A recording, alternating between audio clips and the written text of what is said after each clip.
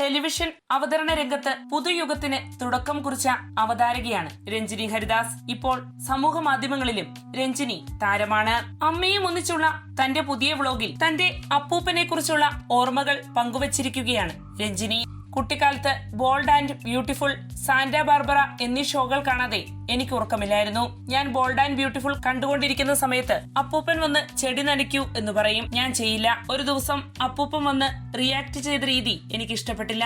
ഇനി മുതൽ ഞാൻ നിന്നോട് മിണ്ടില്ല, ഉത്തരവാദിത്വമില്ല എന്നൊക്കെ പറഞ്ഞു. കുറെ ചീത്ത പറഞ്ഞു. അന്ന് ഞാനും എന്തൊക്കെയോ പറഞ്ഞെന്ന് തോന്നുന്നു.